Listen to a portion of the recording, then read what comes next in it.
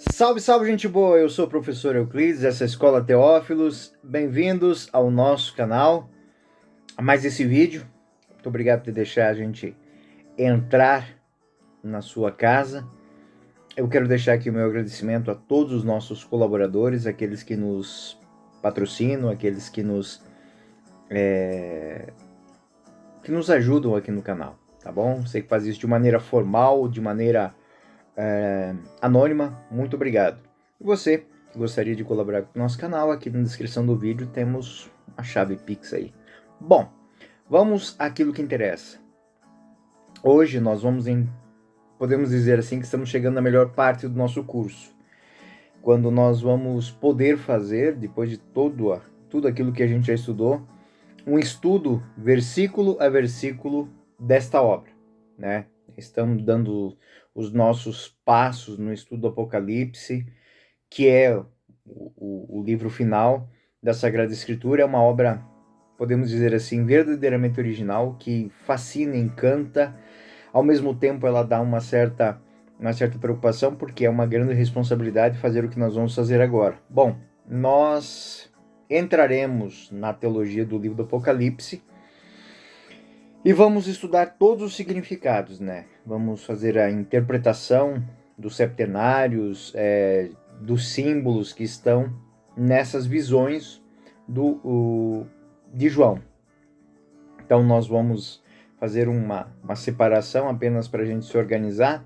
As 7 cartas, Apocalipse 1:3, os 7 selos, Apocalipse 4:7, as 7 trombetas, Apocalipse 8:11, as 7 taças, ou 7 cálices, Apocalipse 2:16, e da Babilônia a Jerusalém. Nós vamos trabalhar o conteúdo de Apocalipse 17 e 22. Bom, nós vamos estudar a estrutura simbólica do Apocalipse, né, que torna a sua interpretação um tanto complexa.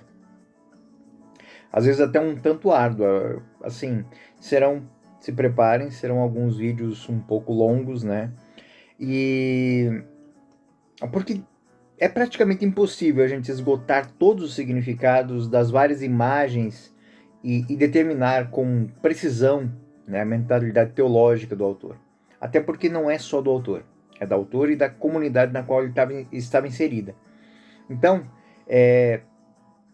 mas no nível geral, esse estudo sobre esta celebração do mistério pascal de Cristo e da reflexão sobre o significado na história da salvação, nós vamos apresentar aqui os pontos claros, corretos, o que pode ser dito sobre muitos detalhes da obra. Por que eu falo isso? Porque o livro do Apocalipse ele tem uma peculiaridade. Por ele usar muitos símbolos e fazer memória a muitos textos da Sagrada Escritura, nós podemos divagar, nós podemos pegar um caminho e fazer exatamente aquilo que o autor não queria. Então, por isso, o intento desse nosso estudo, né, é apresentar as fontes usadas pelo autor, para que o nosso estudo tenha a base no textual, ou seja, naquilo que foi dito, naquilo que era reconhecido pela comunidade.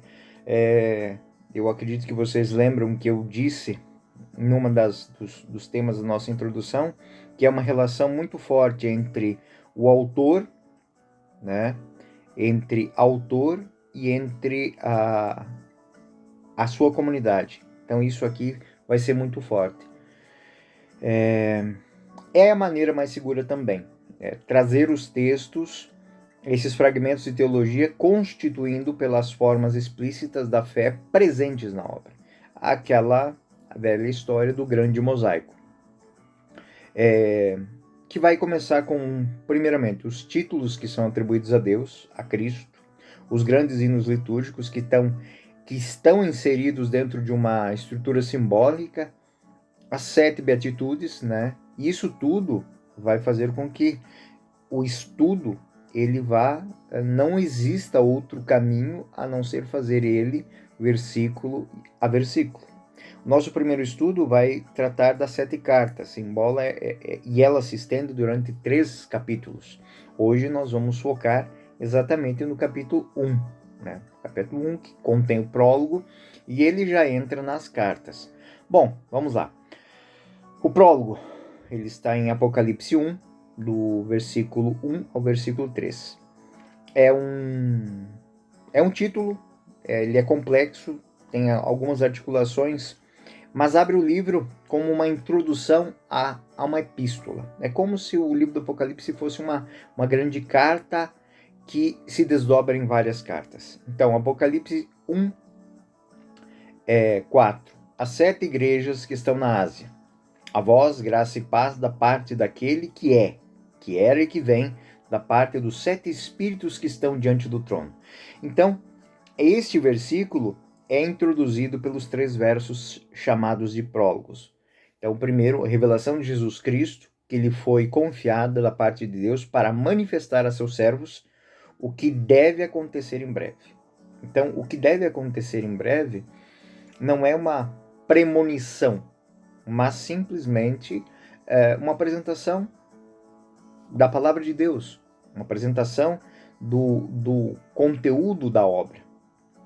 E aí ele vai no versículo 3, como feliz o leitor e os ouvintes que observarem as coisas escritas, porque o tempo está próximo. Então, é uma ferramenta para entender a sua história, a história da salvação, a história da salvação de um povo. Apocalipse 1 e 2, revelação de Jesus Cristo, o testemunho de Jesus Cristo de tudo o que viu. E toda a composição é intitulada Apocalipse, ou seja, revelação de Jesus Cristo. O Messias, que concede como um presente de Deus aos fiéis para que possam entender o significado dos acontecimentos históricos, da história da salvação. Não somente da história da salvação dos cristãos, mas de todo o povo da salvação, de toda a humanidade. Ou seja, a revelação ela toma aqui um cunho universal.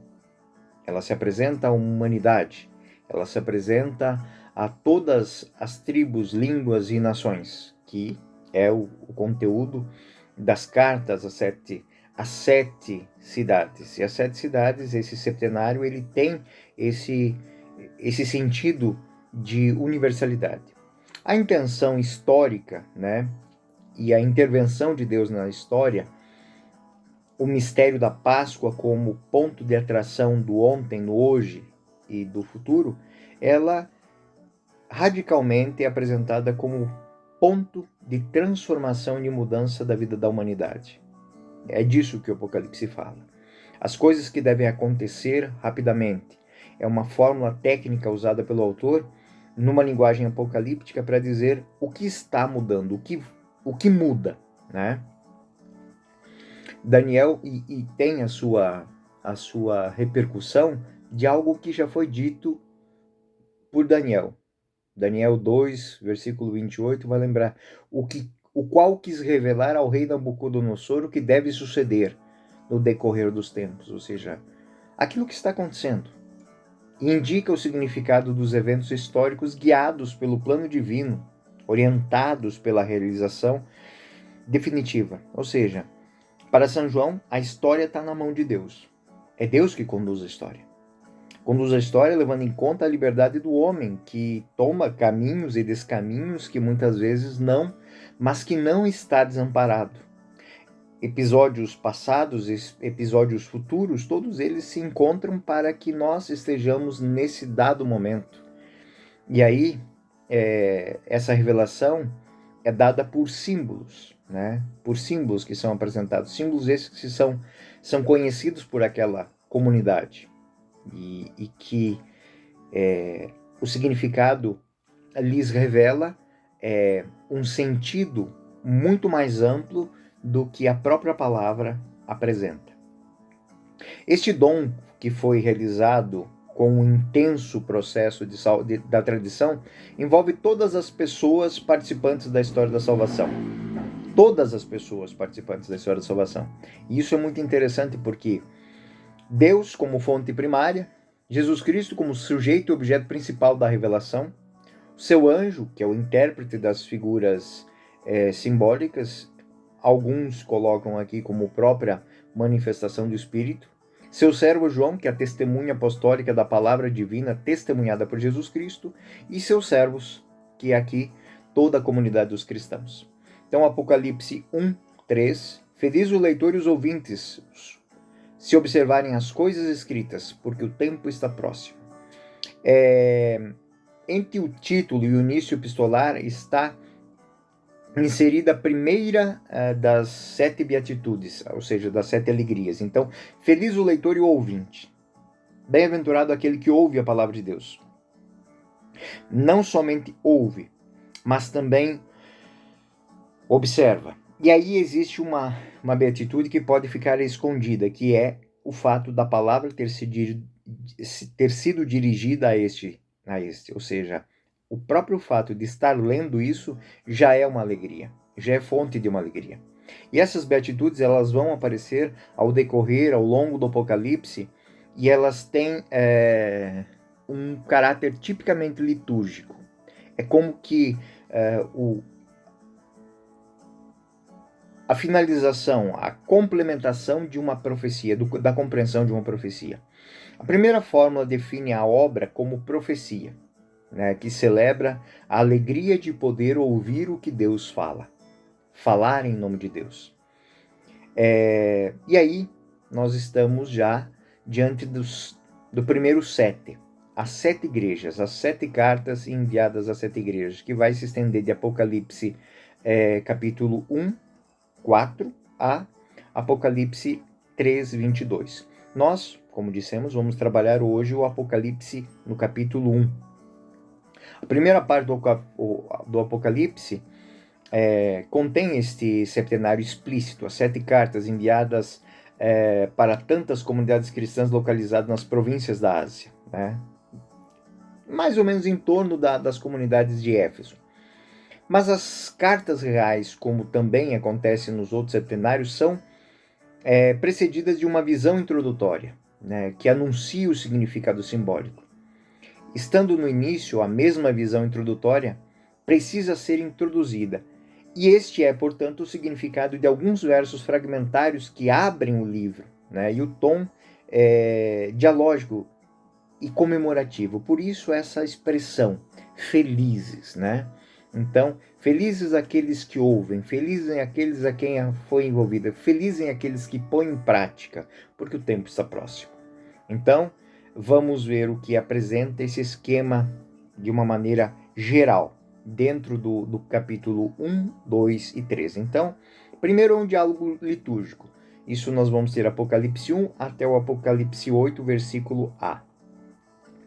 É um diálogo litúrgico, é a saudação epistolar, fala do remetente e dos destinatários. Depois, capítulo 1, 5b a 6, é a doxologia, a homenagem ao Cristo Redentor. Depois nós temos um oráculo profético aplicado ao Cristo ressuscitado e um oráculo divino de autoapresentação, ou seja, Deus se manifesta. A segunda visão introdutória, em Apocalipse 1, 9, é o início da narração e vai falar da situação de João. Depois, Apocalipse 1, 10, 11, o Espírito de João ouve a voz poderosa, aquela voz que parece o barulho de muitas águas, né? Apocalipse 1, 12 e 16, Deus então vê o Cristo glorioso e o descreve. Esta visão de São João é a visão a hora que João cai por terra como morto. Apocalipse 1, 17a. E no 17b, 20, o glorioso, Cristo glorioso conforta e fala com ele. Então, João narra essa manifestação de Deus, manifestação do Cristo a ele. E aí nós temos as 7 cartas. Hoje nós não vamos entrar nas cartas, vamos ficar somente nessa primeira parte. Mas, para que a gente saiba, Apocalipse 2, 1, 7 é a primeira carta à igreja de Éfeso. Apocalipse 2, 8, 11 é a segunda carta. A imagem, que é a carta que é escrita à comunidade de Esmirna. Apocalipse 2, 12 e 17 é a terceira carta à comunidade de Pérgamo, a igreja de Pérgamo, melhor dizendo. Apocalipse 2, 18 e 29 é a quarta carta à igreja de Tiatira. Apocalipse 3, 1, 6, a quinta carta à igreja de Sarda, ou de Sarde, né? Sardes. Apocalipse 3, 7 e 13 é a sexta carta a igreja de Filadélfia, e Apocalipse 3, 14 e 22, a sétima carta à igreja de Laodiceia. Então, essa é a estrutura. Hoje nós vamos focar o nosso olhar dentro do primeiro diálogo, do diálogo litúrgico e da visão introdutória.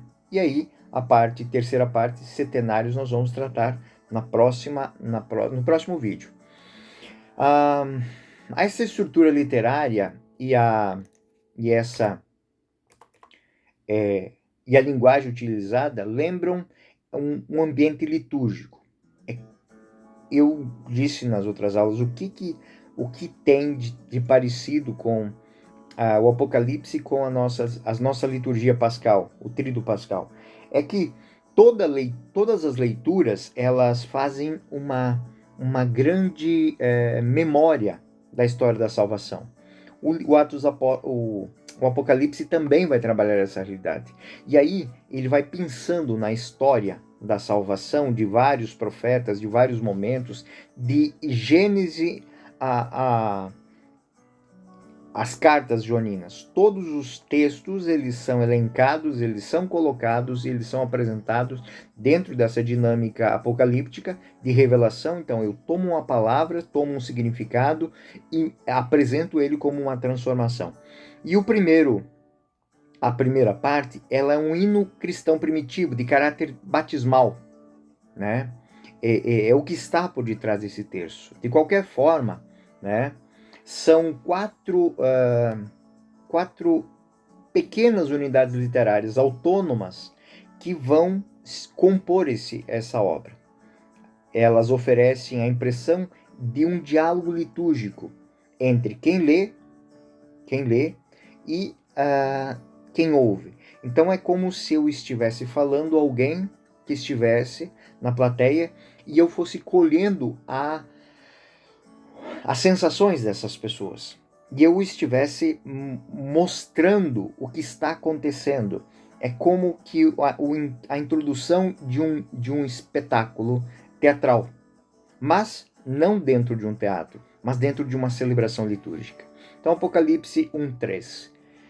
Feliz o leitor e os ouvintes que observam as coisas nelas escritas, porque o tempo está próximo. Então, existe essa iminência de que o tempo se consume. Então, o grande valor de quem ouve, de quem pratica, é estar se preparando para o futuro, estar se preparando para um encontro. Então, aqui é o primeiro significado que nós temos. O livro do Apocalipse prepara o coração, a mente, as atitudes do homem, forma ela para esse encontro com Deus. Esse encontro que é permeado de alegria, de responsabilidade, de desejo de encontro. Apocalipse 1:4 a 5a. João às 7 igrejas que estão na Ásia. A vós graça da parte daquele que era, que é e que vem, e dos 7 espíritos que estão diante do trono, e da parte de Jesus Cristo, testemunha fiel, primogênito dentre os mortos e soberano dos reis da terra. O leitor inicia o diálogo lendo uma saudação introdutória, ou seja, a obra é apresentada como uma carta dirigida à comunidade cristã. O remetente é João, os destinatários são as 7 igrejas da Ásia. O número 7 aqui ele tem um valor simbólico de plenitude. Então, quando ele está falando essas 7 igrejas, ele está falando a igreja como um todo. Então, é um grande símbolo eclesial. Assim, de acordo com a fórmula epistolar comum de São Paulo, onde se inspira o autor, desejar as igrejas, né? Essas igrejas, muitas delas fundadas por Paulo, né? E outras fundadas também, comunidades joaninas, quando ele deseja a graça e paz, é uma fórmula tripla que indica a fonte divina deste dom, né? Deseja as igrejas graça e paz. Quem é, quem foi e aquele que vem. É uma forma de lembrar Deus. Deus, eu sou aquele que sou. Então ele está fazendo memória a Êxodo 3, versículo 14. Eu sou aquele que é. Eu sou aquele que sou. que é comumente apresentada nas tradições litúrgicas judaicas. Então aqui ele está com essa expressão, o que era, o que é e o que vem, ele está falando de Deus, ontem, hoje e sempre. E ele está lembrando isso dentro da liturgia judaica, de acordo com o testemunho da maneira targumínica palestina de se mostrar. E este ser, ele é caracterizado, essa presença divina, ela é caracterizada pelo uso do verbo ser. Deus não só sempre existiu, mas acima de tudo, ele intervém na história. Ele era, é quem é, sempre esteve, quem foi e quem vem. Então a sua presença é contínua. Depois nós temos os 7 espíritos que estão diante do trono. Embora vários exegetas tenham visto nessa fórmula uma referência aos anjos, em particular aos 7 anjos da presença de Deus, né? Eu sou, Tobias 12:15, eu sou o anjo Rafael, um dos 7 que assistem à presença do Senhor. O contexto literário, dentro desse significado geral, a frase aconselha fortemente a compreender essa apresentação simbólica, não teológica, mas do Espírito Santo. Então, é o Espírito da plenitude, a plenitude do Espírito, o Espírito Santo. Então, nós temos aqui o Pai, Filho e Espírito Santo manifestado. E o número 7, ele vai, é o símbolo da totalidade para a tradição hebraica. A posição em relação ao trono é uma relação próxima, ou seja, aqueles que estão diante do trono, aqueles que operam, que participam da ação de Deus na história.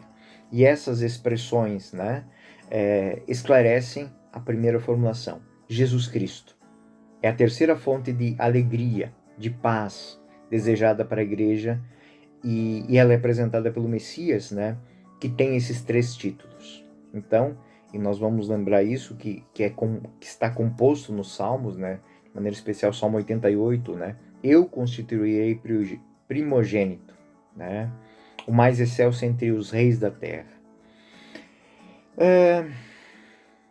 Podemos dizer aqui que também esse testemunho de fé, né, o próprio Deus dá testemunho que ele é aquele que foi enviado para dar testemunho de Deus. É o primogênito dentre os mortos.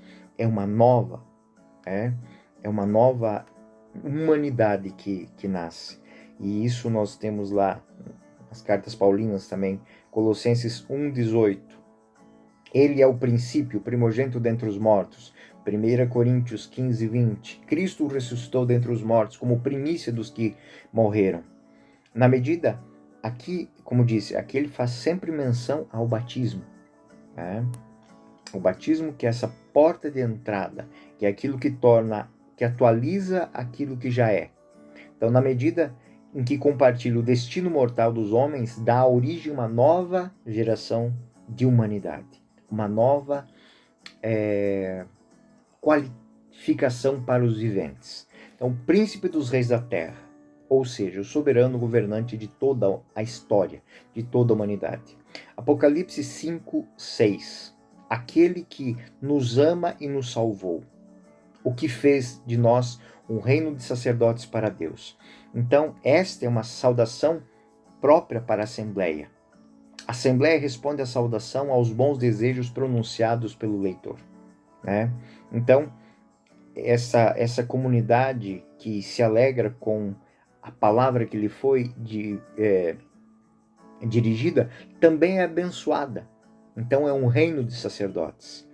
Eles ouvem a palavra e celebram, agradecidos por 3 razões expressas por 3 verbos. Então, nos fez um reino de sacerdotes. Então, eles percebem, né, que, primeiro, Deus está presente no meio deles. Segundo, eles têm um estado habitual de relacionamento amoroso. E aí eles formam a sua igreja. Então, esses são os 3 motivos. Deus está com Cristo, por Cristo, em Cristo. E é muito bonito que o verbo que está apresentado no texto, ele está na forma aurística, no auristo, que é o que nos ama, o que nos lavou e o que nos fez. Né? O que nos ama, o que nos salvou e o que nos fez. O terceiro elemento, ele fez um reino de sacerdotes. Ele fez, ele nos fez. Essa expressão, onde é que nós encontramos a repercussão dela no Antigo Testamento? Em Êxodo 19. Vós sereis um reino de sacerdotes e uma nação santa, uma nação consagrada. Êxodo 19, 6. E repete-se de uma forma semelhante em dois textos também, textos futuros dentro do próprio Apocalipse, em Apocalipse 5 e Apocalipse 20. Apocalipse 5, 10. Um reino de sacerdotes. Apocalipse 20. Mas serão sacerdotes de Deus e de Cristo, e reinarão com ele por 1000 anos. Depois essa expressão de 1000 anos nós vamos tratar mais adiante. O autor também expressa essa visão teológica inovadora, a visão de reino. Reino não como um povo, uma nação, mas uma comunidade. Essa é uma comunidade que tem como ponto de unidade que toda ela é libertada por Cristo do jugo do pecado. Os fez, ele os salvou. Então todos os cristãos são sacerdotes e compartilham uma responsabilidade ativa, colaborarem com Cristo na construção da história. Então aqui é aquilo que eu disse nas outras aulas. O livro do Apocalipse fala exatamente disso, da grande missão que eu, você, todo cristão tem como sacerdote, rei e profeta. Filhos da realeza divina. Sacerdotes, ou seja, chamados a transformar a vida em hóstia viva, santa e agradável a Deus. E terceiro, profetas, falar em nome de Deus. E Apocalipse 1:7 vai tratar disso. O cristão é aquele que manifesta, traz ao mundo aquilo que aconteceu de transformador na história do mundo. E aí, versículo 7. Ei-lo que vem com as nuvens. Todos os olhos verão, mesmo aqueles que o transpassaram. Por sua causa hão de lamentar todas as raças da terra. Sim, amém. Ou seja, esta restauração universal trazida pelo Cristo vai ser compreendida, vai ser vista, né, por todos, até mesmo por aqueles que não o aceitam. Este oráculo mescla dois textos do Antigo Testamento, né, muito importantes na releitura cristã, na visão do Filho do Homem. Daniel 7 e Zacarias 12. Daniel 7 é a visão noturna de Daniel, o Filho do Homem vir entre as nuvens do céu. Indicação de que de um sujeito, o homem veio, né? Veio e foi substituído por uma significativa expressão, vem. Ou seja, aquele que o verbo ele está num contínuo, ele está num presente contínuo, podemos dizer assim, né? Então ele não veio, ele não vai vir, ele vem. Ou seja, em cada momento ele vem. Então toda a comunidade percebe que todo momento é tempo. E Zacarias 12, 10, 14, suscitarei sobre a casa de Davi, sobre os habitantes de Jerusalém, o espírito da boa vontade e de prece. E aí voltarão os olhos para mim, para lamentações, aqueles que transpassaram como se fosse um filho único. E também se refere a textos do próprio João. E diz a outra parte, olharão para aquele que transpassaram. Então, esta manifestação de Deus na história. Deus não passa, a presença de Deus na história não passa incólume, ou seja, despercebida. A graça, ela se manifesta, e aí é o conceito de Cristo Salvador, de Cristo Redentor, de Kyrios, a vinda do Kyrios, à vista de toda a humanidade, mesmo aqueles que desprezam, mesmo aqueles que buscam eliminar, eles sentem a presença de Deus. Eles a negam, mas ela é real para eles também. Então, aí fica aqui um questionamento. Por que tantos lutam incessantemente contra a fé em Cristo, contra a salvação?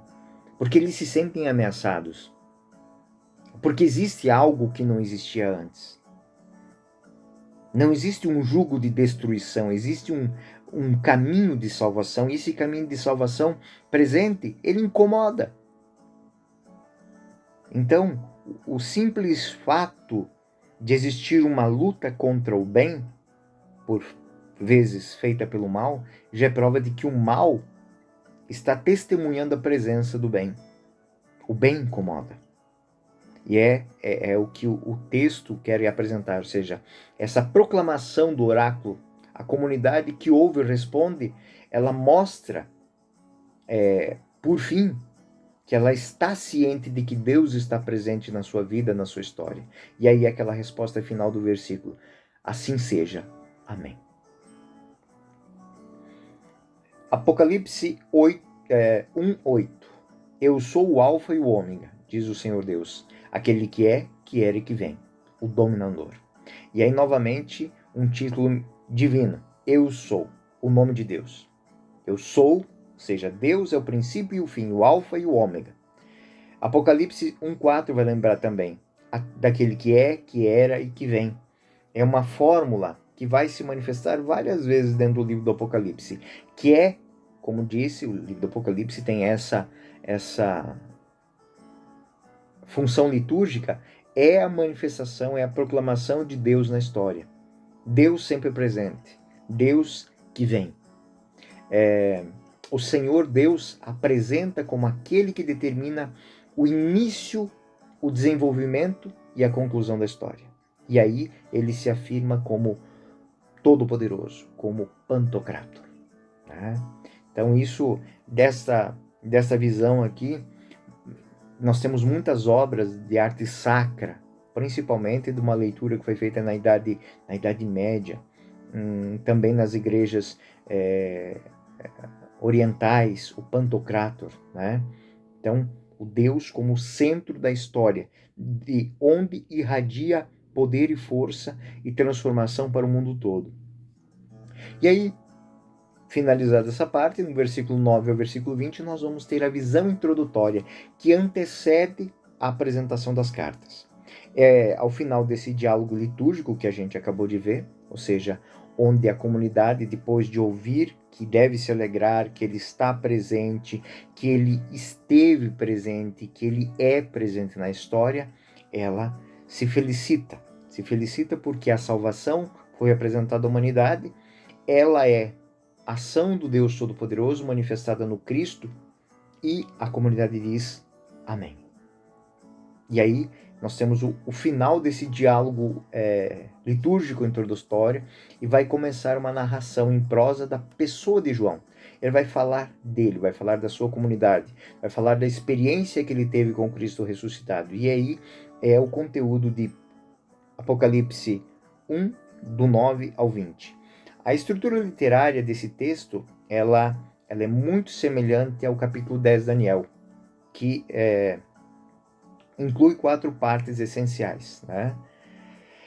Após a apresentação das circunstâncias que narram o encontro e descreve o aparecimento a João desse ser transcendente, João vai manifestar como é que está a sua situação, como ele se sente diante daquilo. Apocalipse, então, 1:9. Eu, João, vosso irmão, companheiro nas tribulações, na realeza, na paciência e na união com Jesus. Estava na ilha de Pátimo por causa da palavra de Deus e do testemunho de Jesus Cristo. Então, João se apresenta às igrejas falando que ele é um irmão. Aqui o aspecto da irmandade eclesial, ou seja, João é mais um que sofre com aqueles que testemunham Jesus Cristo. Ele é mais um unido aos fiéis, unidos a Cristo. Todos estão sujeitos a essa pressão externa, essa pressão do mundo, essa perseguição. Mas todos têm a capacidade de suportar o teste, a provação. A tradição patrística, de maneira especial Santo Irineu de Leão, reconhece essa condenação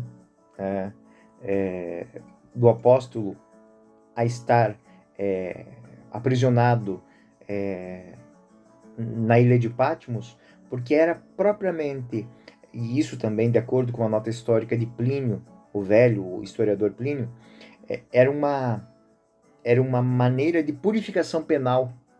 É quando a pena capital não se impunha. Então, eles faziam uma pena do banimento. E a causa dessa condenação, ela era mostrada pela fidelidade da revelação, ou seja, aquela pessoa estaria incomodando a sociedade romana, os interesses de Roma, mas ela não fez nada que, diante do ponto de vista da legislação, merecesse a morte. Então ele era banido. Era uma pena alternativa, podemos assim dizer. Então essa pessoa ela ficaria. E é muito bonito porque o reconhecimento de alguém que incomoda, mas eu não posso ir contra aquilo que ele está dizendo. É muito maior, né? Apocalipse 1:10. Em um domingo, ou seja, um dia do Senhor, fui arrebatado em êxtase e ouvi por trás de mim uma voz forte, como de uma trombeta. Eu vi encontrar o Espírito do dia do Senhor, ou seja, é uma indicação temporal, espacial, de um dia de graça. Né? São Justino e os padres apostólicos vão falar desse dia do Senhor, dies Domini. A mesma expressão também é referência teológica do Apocalipse, da segunda parte do Apocalipse, ou seja, a manifestação de Deus. Apocalipse 4, imediatamente fui arrebatado em espírito. Apocalipse 10, B a 11. Eu ouvi atrás de mim a voz de uma trombeta. O que ouves? Escreve num livro e manda às 7 igrejas. Éfeso, Esmirna, Pérgamo, Tiatira, Sardes, Filadélfia e Laodiceia. Então essa experiência de João ela é apresentada em duas fases. O que vê, escreve. O que você vê, você deve comunicar. Então, as 7 igrejas da Ásia. E aí, ele nomeia em detalhes quais são, quem são.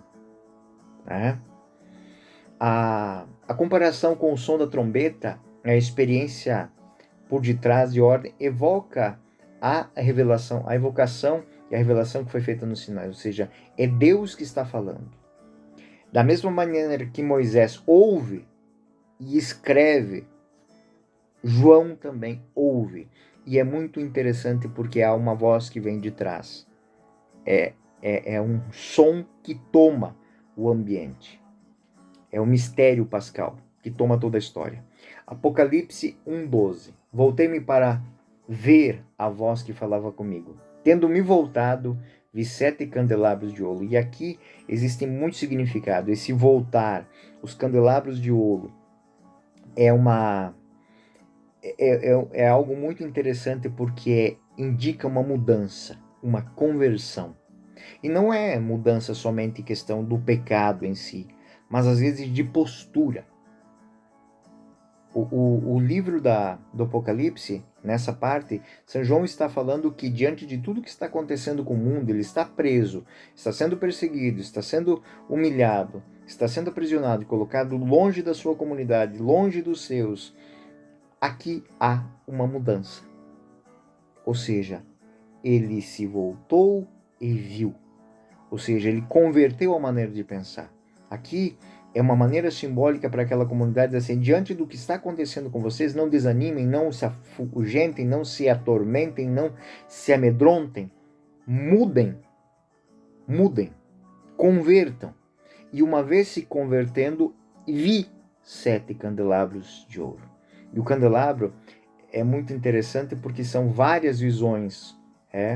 O verbo converteram-se ao Senhor. Segunda, esse véu só é ser tirado quando se converterem ao Senhor. Ou seja, existem coisas na história da salvação que nós só percebemos, nós só entendemos se nós olharmos para o lugar certo. Eu gosto muito de uma frase, eu não sei muito bem o autor, mas ele diz assim que para o pessimista o sol é apenas um fazedor de sombra. Por quê? porque ele está de costa para o sol.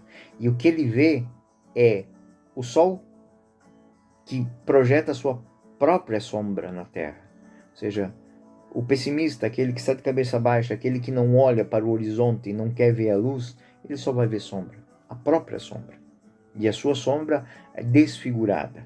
Então, o contexto que esse tema é apresentado aqui é muito bonito, porque 2 Coríntios 3,16 vai dizer isso. Esse véu só é tirado quando se converte o Senhor. Então, neste ponto do texto do Apocalipse, existe um grande convite. Seguindo o exemplo de João, eu virei e vi. O candelabro, essa menorá, ela tem um grande significado. O primeiro objeto da visão é um símbolo tipicamente litúrgico, o candelabro, de 7 braços, os 7 olhos de Deus, né? É muito bonito. E Êxodo 25, 31, 40. Farás um candelabro de ouro batido, com seu pedestal 2 hastes e sua haste, seus cálices e seus botões de flores formarão uma peça só com ele. 6 braços sairão dos seus lados, 3 de um lado, 3 de outro. Né? E num braço haverá 3 cálices em forma de flor de amendoeira, com um botão de flor. No outro haverá 3 cálices em forma de flor de amendoeira, com um botão de flor. Assim, 6 braços do candelabro. No próximo candelabro haverá 4 cálices em forma de flor de amendoeira, com um botão de flores. E aí ele vai mostrando como deve ser esse candelabro. Né? E aí, isso também é mencionado em Zacarias 4, 1, 14. Veja um candelabro de ouro, as 7 lâmpadas colocadas em cima do candelabro. Este é o oráculo do Senhor a respeito de Zorobabel, não pelo poder que tem pela violência, mas sim pelo Espírito que cumprirá a missão. E por esses 7 olhos são os olhos do Senhor que olham para a terra. Então, o que ele viu, João olhando, quando se virou, viu este candelabro. E o que ele viu? Estes 7 olhos, que são os olhos do Senhor, que olham para a terra. O que significa esses 2 ramos de oliveira? Então, o candelabro também tem esses ramos. São os 2 ungidos do Senhor que assistem diante do Senhor à terra. Mas o único suporte são outras imagens que nós temos, né? E Apocalipse 1:20 são os anjos das 7 igrejas, 7 candelabros, 7 igrejas. Novo ambiente litúrgico é determinado, né, por toda a comunidade cristã. Apocalipse 1, 13 e 16. E no meio dos candelabros, ou seja, no centro do candelabro, a luz central, alguém semelhante ao Filho do Homem. Seus pés eram como chamas de fogo. Segurava na mão um diadema de 7 estrelas. No centro da comunidade, e é assim, é a visão do Pantocrator novamente. No centro de toda a história está Jesus Cristo. No centro de toda a vida cristã está Jesus Cristo. Eu vejo hoje em dia certas coisas que, assim, as pessoas, elas querem mudar a sua vida falando de seus sofrimentos, de suas dores, de suas mazelas e tudo mais, e elas passam a atrair para si algo que não é muito próprio, que enfraquece o próprio discurso muitas vezes. O que a gente vê aqui é que no centro da nossa vida, no centro da nossa história, deve estar a nossa convicção. A nossa convicção de que não estamos sozinhos, de que por onde passarmos e o que enfrentarmos, nós vamos enfrentar com coragem e destemor, porque Deus está presente. E o livro do Apocalipse, nesta visão, ela dá o tom de toda a obra, ou seja, Cristo ressuscitado está presente em sua igreja, visto em sua função messiânica e na perspectiva de uma realização de transformação. E isso aqui que o autor, o São João, está fazendo uma releitura de toda a história da salvação. O homem nunca esteve sozinho. Desde os primeiros pais até o último homem, antes da parousia, todos eles são queridos, amados e pensados por Deus. Deus abraça a história. Deus abraça a humanidade. Ele dá uma nova dignidade à humanidade. É muito bonito o significado do cinturão ao redor de Cristo, ao redor do Filho do Homem. Apocalipse 1,13. Vestido com uma longa túnica até os pés, cingindo o peito com um cinto de ouro. Derivam de Daniel. Eu vi um homem vestido de linho cingir os rins com um cinto de ouro. Este tinha a cabeça e os cabelos brancos como a lã, cor de neve. Ou seja, é uma própria visão do tempo, da sabedoria do tempo, que é abraçado. A imagem ela mostra a descrição do tempo antigo, do tempo passado. É como que olhar ele está fazendo memória de Daniel, capítulo 7, versículo 9. Um ancião chegou e sentou. Brancas vestes como a neve eram suas vestes, tal como pura lã era seu cabelo. Seu trono era feito de chamas, rodas de fogo ardente. Essa imagem simbólica e teológica do autor equivale à presença de Deus na história, em todos os tempos. Nada foge ao seu olhar, nada foge à sua sabedoria, nada foge à sua capacidade de purificar o tempo. E aí são outras cenas, né? O corpo, tochas ardentes, o corpo em chamas. É a tradição bíblica que mostra que Deus, quando vem, o simples fato de estar presente na história, traz à história a sua presença amorosa, mas também a sua presença de justiça. E outras figuras que vamos encontrar no texto, Apocalipse 1,15, seus pés se pareciam como bronze incandescente numa fornalha. O que quer dizer? Onde ele passa, ele purifica.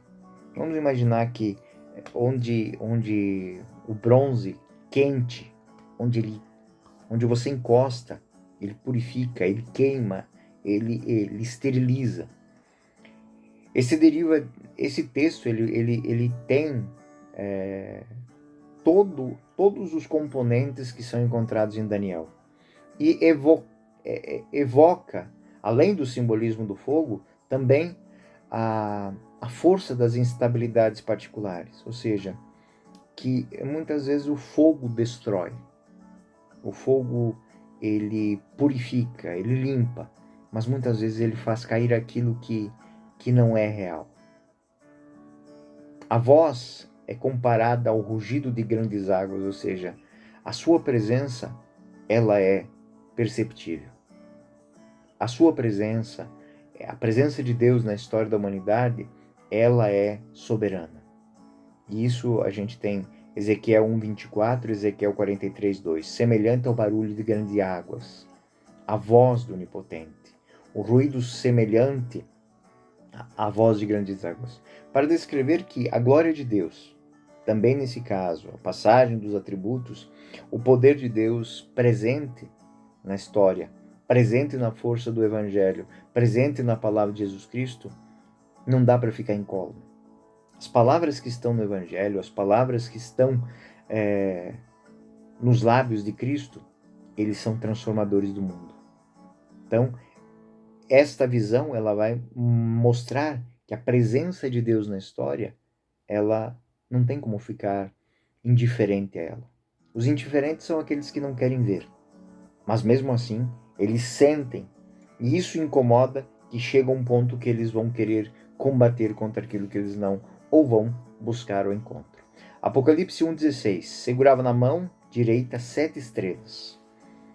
De sua boca saiu uma espada afiada de 2 gumes, novamente uma menção à palavra de Deus. Seu rosto assemelhava-se ao sol quando brilha com toda a força. 3 detalhes bem originais. Primeiro, as estrelas, né? O seu poder controla a totalidade do universo, ou seja, o poder universal. É o Pantocrator.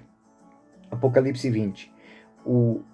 As 7 estrelas, elas são os 7 anjos das 7 igrejas, os 7 candelabros das 7 igrejas, ou seja, onde quer que esteja um cristão, ali está Cristo. Onde está a igreja? Está o olhar de Deus sobre a humanidade. A igreja é algo que tem poder universal. Mesmo que a gente imagine que alguns não aceitam, quem é comigo ajunta, quem não é comigo dispersa. Mas não existe uma questão de indiferente. Não existe o indiferente. A espada afiada, esse símbolo que tem aqui, ela penetra todos. Ou seja, a palavra de Deus, ela incomoda ou atrai. Ela o torna pertença ou inimigo. A presença tem o poder de iluminar como o sol, e eu sei quem é quem. Eu sei quem é da luz e quem é das trevas. Quem dá as costas para o sol e quem olha ele de frente.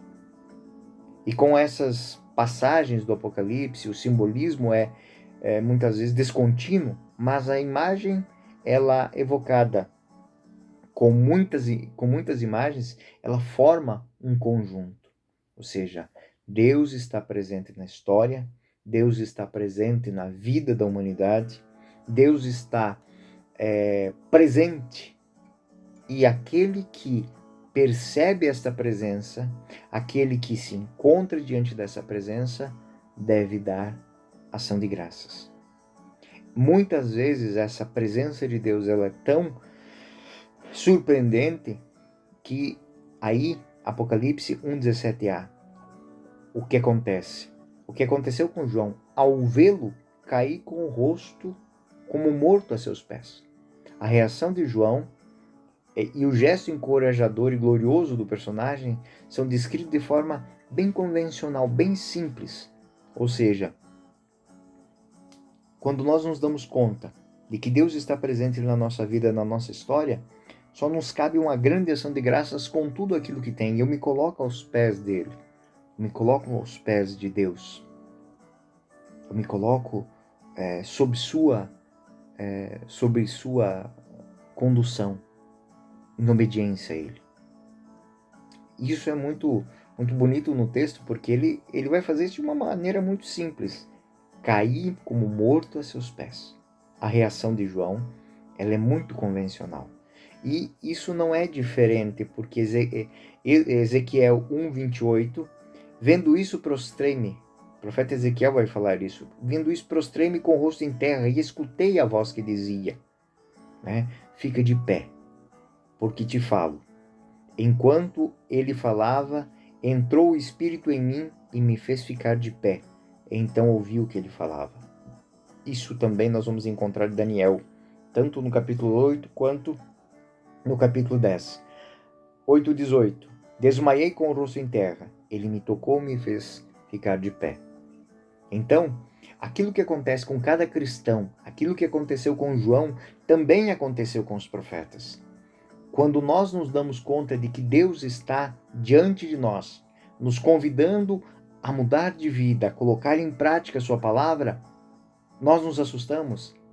Esta alegria é tamanha que muitas vezes nós não sabemos o que fazer.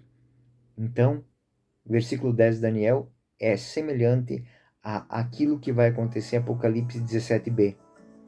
Sua mão me tocou e me fez se erguer sobre os joelhos e as palmas das mãos.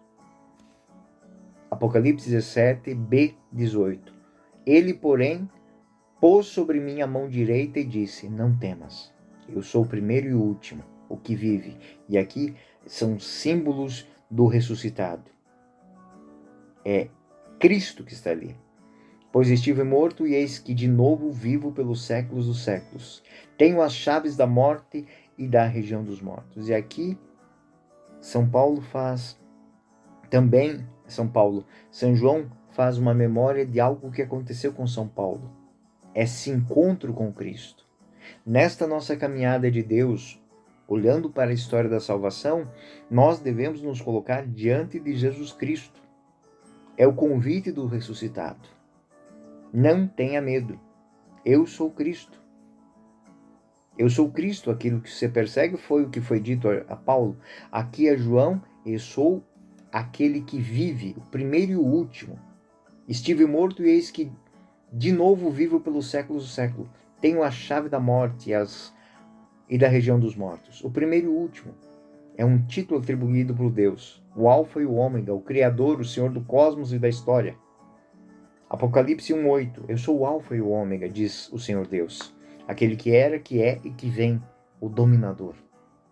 É os atributos de Deus. É os atributos de Yahvé, o Deus de Israel. Eu sou aquele que sou. Os vivos, né? O Logos, o Filho, é o Senhor da história. João 1:4. A vida era a luz dos homens. Nele havia vida. João 5:26. O Pai tem a vida em si mesmo, assim também deu ao Filho ter a vida em si mesmo. Então, o Deus vivo, que é um título de Yahvé no Antigo Testamento. Eu me tornei morto. É a síntese do mistério da encarnação. O Eterno se faz carne, habita entre nós e se faz morto. Ele participa também da morte da humanidade. E participando da morte da humanidade, ele cria um novo tipo de vida. A vida dos que não temem mais a morte. A vida é um momento histórico que contrasta, né, com a eternidade. Apocalipse 4, 9 e 10. Aquele que vive pelos séculos dos séculos. Apocalipse 6. Jurou por aquele que vive. Ou seja, o centro da história é o ressuscitado. Ele tem as chaves da morte. Apocalipse 1:19. Escreve, portanto, o que viste, tanto as coisas atuais como as futuras. Portanto, é um nexo causal, ou seja, é tua obrigação. Aquilo que você viu, escreve. É a descrição do Cristo. É um mandamento dele. São João deve escrever precisamente para comunicar o mistério que ele está vendo da ressurreição de Cristo para todos. O que ele experimentou, a própria realidade, todas as implicações dela, as consequências, refletem a história do homem. Ou seja, o homem tem que fazer o seu encontro com Cristo. Ou no caminho de Damasco, ou na sua prisão de Patmos, não importa. O homem tem que fazer a sua experiência de Deus. Feita a experiência de Deus, ele se alegra ou se afasta. Ou ele busca a luz do sol, ou ele dá as costas para ele. Mas é revelado neste momento quem ele é. Ele é de Deus ou ele não é de Deus. Ou ele vai ao encontro de Deus ou ele foge de Deus. Não existe aquele que fica parado. Não existe aquele que fica. Portanto, escreve tudo isso, para que aqueles que são de Deus compreendam isso. E aqueles que não são de Deus saibam que Deus vem. Deus está. Apocalipse 1:20. Eis o simbolismo das 7 estrelas que vistes em minha mão direita e dos 7 candelabros de ouro. As 7 estrelas são os anjos das 7 igrejas e os 7 candelabros são as 7 igrejas. O versículo parece que ele está um pouquinho deslocado de tudo aquilo que a gente leu até agora, né? É um parêntese como um propósito de esclarecimento. Ou seja, para que não ficasse dúvidas do que está sendo dito aqui, é a presença de Deus na história. A presença deste Deus, destes olhos de Deus que veem todas as coisas nas 7 igrejas. Ou seja, Deus olha para a sua igreja, Deus está presente na sua igreja, Deus revela este significado oculto. Então nós temos aqui o significado de Apocalipse, ou seja, a revelação do mistério. Ele está revelando que Jesus Cristo, o ressuscitado, o unigênito dentre os mortos, no poder do Espírito Santo, ele está presente em toda e qualquer comunidade, em toda e qualquer igreja. E também está mostrando a ela, está conduzindo ela como Pantocrator, como Senhor do tempo e do espaço dentro do plano salvífico de Deus. Representado aqui sob o véu de símbolos, ele mostra a realidade da história da salvação trazida por Deus. Os anjos das 7 igrejas representam o quê? Cada uma das cartas será endereçada a um anjo da sua igreja, ou seja, são as lideranças, são aqueles que se deixam levar pelo Espírito e conduzem aquela comunidade. É um indivíduo celestial, um autêntico anjo da guarda, é um indivíduo humano, ou seja, pode ser um chefe daquela comunidade, provavelmente um bispo presente naquelas comunidades, ou a própria coletividade em si, ou seja, a todos. Os anjos são todos aqueles que não querem ser alguém, mas querem ser parte da comunidade. E aí transcende a própria natureza, ou seja, eles trabalham como se fossem um só. O espírito que os une é um espírito divino. Essa interpretação, elas não são exclusivas. Elas podem ser as 3, podem ser uma, cada uma à sua maneira, mas na verdade cada uma delas tem um aspecto importante que não podemos deixar de lado. É a presença de Deus. Então, quando eu estou falando, a presença divina, é a presença pessoal de uma pessoa, alguém que tem uma grande missão, ou é a presença da própria comunidade, é a ação da comunidade. A fusão concreta também dos 3 é importante. Com Cristo, por Cristo, em Cristo, toda a comunidade se une em Deus para expressar a sua presença do mundo. Então, essa talvez seja a ideia teológica mais concreta e mais possível. Bom, serão aulas muito produtivas, mas que exigirão de vocês um pouco de atenção. Talvez vocês vão assistir esse vídeo partezinha por partezinha, mas vão pegando versículo por versículo, como eu fiz aqui, e vocês vão entender muito. A grande síntese do capítulo 1, então, é essa: a manifestação de Deus na história. A manifestação de Deus na história é que quer que a história compreenda que o Deus que falou aos antigos profetas, a Daniel, Ezequiel, a Isaías, o Deus que caminhou com o povo no deserto, está presente no nosso meio. Atrai toda a história para uma única salvação. Uma salvação que transcende tempo e espaço, onde cada um de nós é chamado a converter, a olhar para a luz, a ver. E uma vez vendo, compreendendo, crendo, testemunhar. Testemunhar. E nessa ação de testemunho, o mundo se comove, o mundo se transforma. Eu sou o professor Euclides, essa é a Escola Teófilos. Bem-vindo ao nosso canal. Você que não se inscreveu, não deixe de se inscrever. E agora que assistiu esse vídeo, dê o seu gostei e partilhe à vontade. Muito obrigado a todos vocês que estiveram conosco no vídeo de hoje. Até o próximo.